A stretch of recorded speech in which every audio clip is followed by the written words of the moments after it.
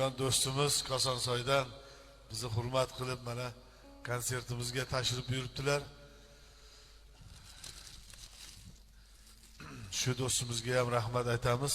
Kosonsoy ham bir 50 kilometr borda. Rahmat kelganingiz uchun. Avvalambor Nurdinjon, shunchalik mas'uliyatli ishda bo'lsangiz ham vaqt topib shu diyorimizga xush kelibsiz. Arzimas bir nima bilan shuncha xalqni xursand qilyapsiz. Mana ko'rib turibman nechta rayonlarda bo'lyapsiz.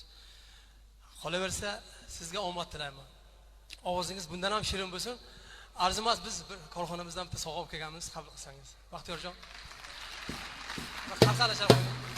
Zalni ozgina sog'ligini e'tiborga olib paltoni yechmayman endi. Xafa bo'lmaysizlar. Eski ashulamizdan so'rashyapti do'stlarimiz. Yana senga tushdi-yu ko'zim.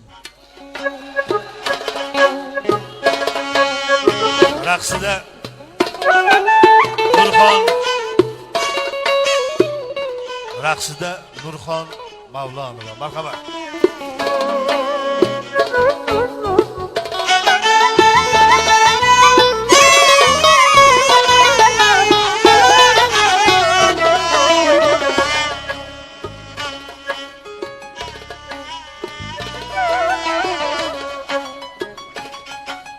Yana senga tushdi-yu ko'zim. Yana dardim tug'ildi yangi. Bir paytlar eding yulduzim.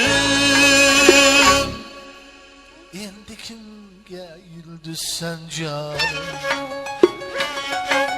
Bir vaqtlar eding yulduzim.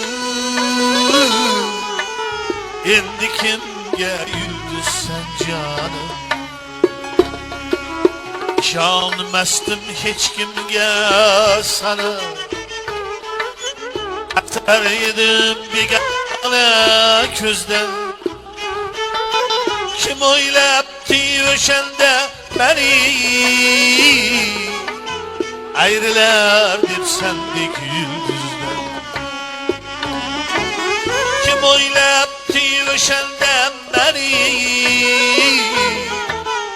ayrılar deb sendek yulduzdan.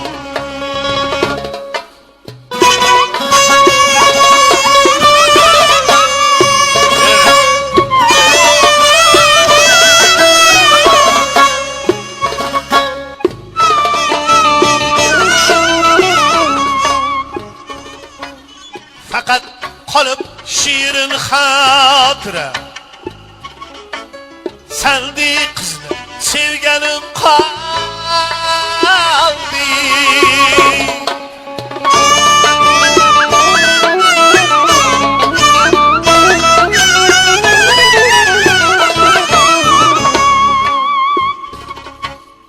Eslaganda ko'tarib faryod alam bilan yonganim qoldi. Yana senga tushdi-yu ko'zim. Yana dardim tug'ildi yangi. Bir paytlar eding yulduzim. Endi kimga yulduzsan jonim?